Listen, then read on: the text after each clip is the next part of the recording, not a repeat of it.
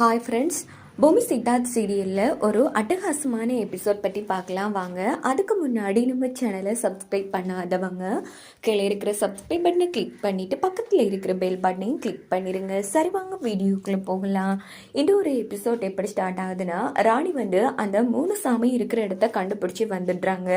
3 பேரையும் கட்டி போட்டுட்டு பண்டிதர் பூஜை பண்ணிட்டு இருக்காங்க. ராணியை பார்த்து ஜார்ஜினியா செம அதிர்ச்சி ஆகிறாங்க. உடனே ராணி ஓடி சாமி பூஜையை நிப்பாட்டுங்க அப்படின்னதும் உடனே அந்த இடத்துல பண்டிதர் இங்க பாரு, இவங்க 3 பேரும் கெட்ட சக்தி, இவங்களை இல்லாம பண்ண மாட்டேன்னா நல்ல சக்தி நடத்துற பூஜை நல்லபடியா நடந்து முடியும். அதனால நீ யாரு சொல்லு அப்படின்னதும், ஐயோ சாமி, என் முன்னாடி நிக்கே, அதுதான் கெட்ட சக்தி, நான் நல்ல சக்தி சாமி, என்ன நம்புங்க அப்படின்னு ராணி கெஞ்சினதும் உடனே ஜார்ஜினியாவோ அவளை நம்பாதீங்க சாமி, அவ தான் கெட்ட சக்தி அப்படின்னு சொல்றாங்க. உடனே ராணி சாமி, என்னோட காலடி மண்ணையும் அதுவும் நிக்குதே அதோட காலடி மண்ணையும் உங்க முன்னாடி எடுத்து வச்சு பாருங்க, எந்த காலடி மண் கருப்பு நிறத்துல மாறுதோ அதுதான் கெட்ட சக்தி அப்படின்னதோ, ஐயோ சாமி அவளை நம்பாதீங்க அப்படின்னு ஜார்ஜினியா சொன்னதோ, ஏமா முதல்ல உன் காலடி மண் எடுத்து வை அப்படின்னதும் வேற வழி இல்லாம ஜார்ஜினியா அவங்க காலடி மண் எடுத்து கீழே வைக்கிறாங்க. அதே மாதிரி ராணியும் வைக்கிறாங்க. பார்த்தா ஜார்ஜினியாவோட காலடி மண் கருப்பு நிறத்தில் மாறிடுது.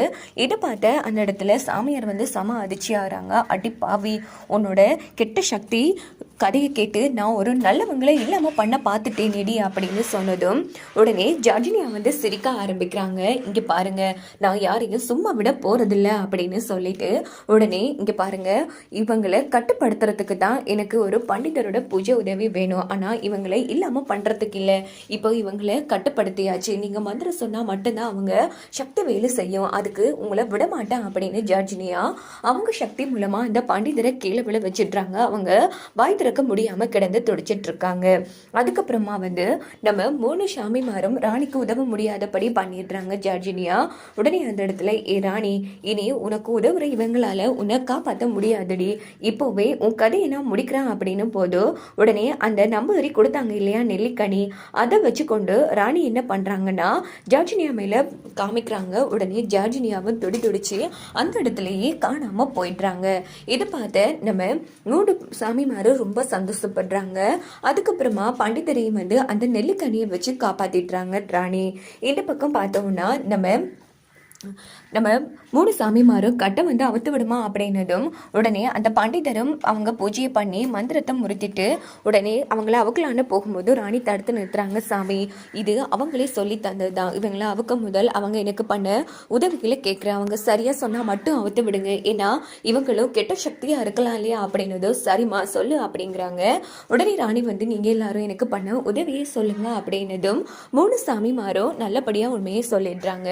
என்ன மன்னிச்சிருங்க சாமி, நீங்க சொன்னபடிதான் நானும் பண்ணிருக்கேன் அப்படின்னது, பரவாயில்லமா ராணி, நீ இப்படி பண்றதெல்லாம் சரிதான், ரொம்ப நன்றிமா, எங்களை சரியான நேரத்துல காப்பாத்திட்ட அப்படின்னு நன்றி சொல்றாங்க. அதுக்கப்புறமா ராணி எங்கிறது கிளம்புறாங்க.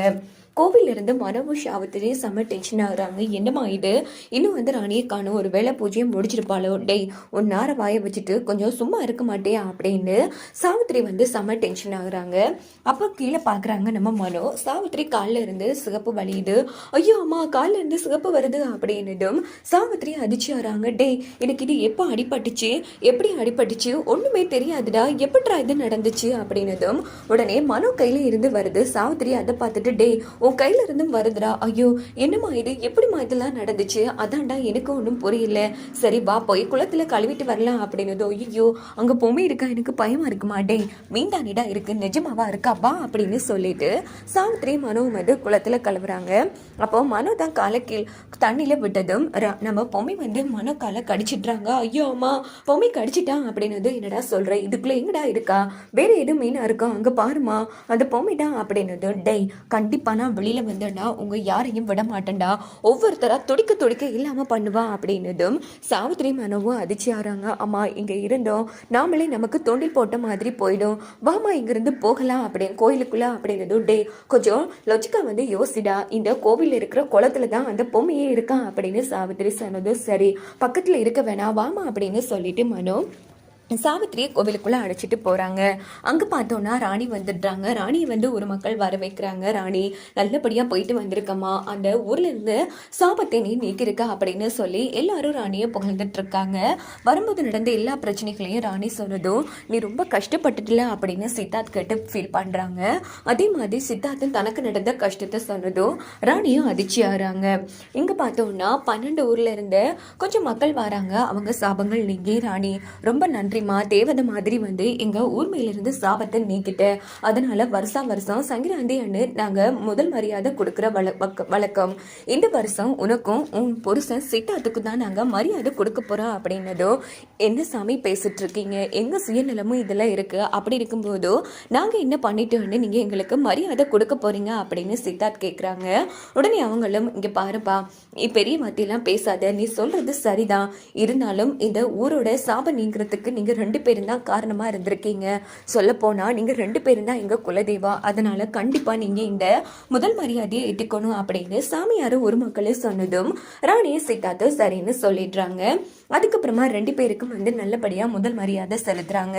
இதை மறைஞ்சு நின்று பார்க்குற சாவித்திரியும் நம்ம மனவும் செம்ம டென்ஷன் ஆகிறாங்க. இதோட பார்த்தோம்னா இந்த ஒரு எபிசோட் வந்து முடிஞ்சிருது. ஸோ 2வது ஜாம பூஜையையும் ராணி சிறப்பாக